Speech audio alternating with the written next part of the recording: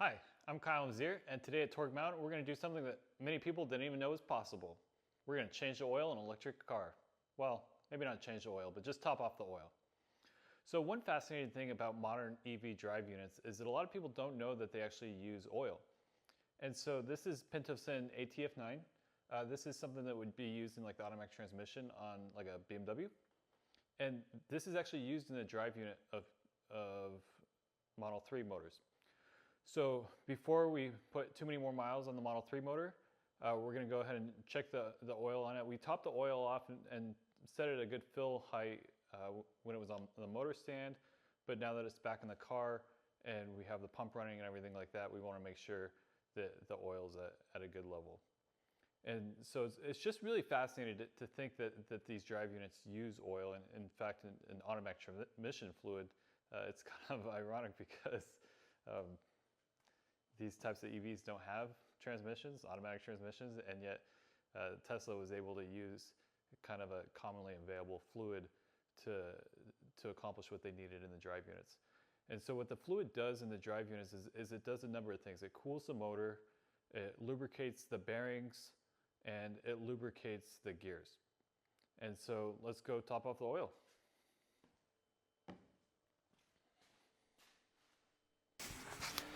You can hear the pump kick on right there. This is actually the pump right here. So it has an internal oil system, so it has an integrated filter and pump, just super trick. And even actually has a heat exchanger integrated too. This is an oiled water heat exchanger. Up top there, you can see the water lines going to you can see where the water lines are going to exchange the heat out of the oil for heat into the glycol, to the water glycol system, or the coolant system.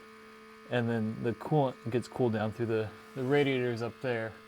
But the drive unit has an integrated oil to water heat exchanger right there. So now that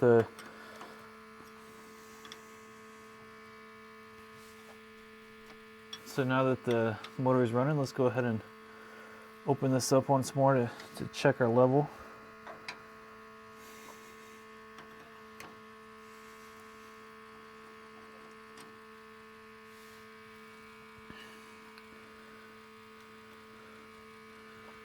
So I think now that the pump came on, it probably dropped the level just a bit. So let's go ahead and fill that with the pump running.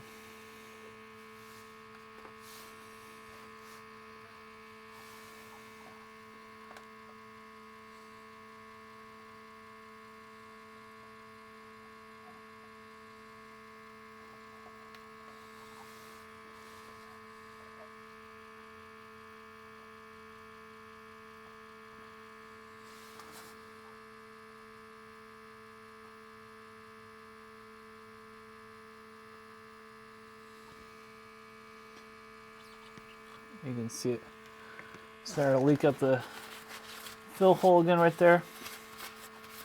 So we actually had it at a pretty good level. It was good to check it once it was back in the car and everything was sitting how it'll sit in the car, and the pump runs a little bit, but it looks like it would have been fine just the way it was actually. So now that we're sure that we have the oil level there good, we're gonna go ahead and run the charger. So we got a drive shaft project coming up that we need to make some new drive shafts for. And in order to do that, we're gonna take the front drive shaft off the Jeep, take some measurements, check some things, just kind of prepare ourselves to make those new drive shafts. And while I'm doing that, I'd like to kind of show you more details of the drive shafts that we have going on the Jeep. It's a very unique, clever solution that we came up for the Jeep, and it works really well, and I think it's gonna be a really good solution for a lot of other people as well. It's an absolute beautiful day out here in Southern California. So before we take the front drive shaft out of the Jeep, I'd love to take a drive through the valley with the Jeep. And also I'll set up a camera so that we can take a little footage of the rear drive shaft while we're driving through the valley. And we'll pull some data and kind of give you a sense of how smooth and just how quiet the drive shafts are on this Jeep. So I'm really excited to show you the footage of the drive shafts, so let's go for a drive. There's this cool little dirt road that cuts across the valley here. There's a bunch of farmland out here. And so, you can't pass up a chance to take a dirt road in a Jeep. So took advantage of the weather and the road opening and cut across the valley, and just beautiful day out here to have fun in the electric Jeep.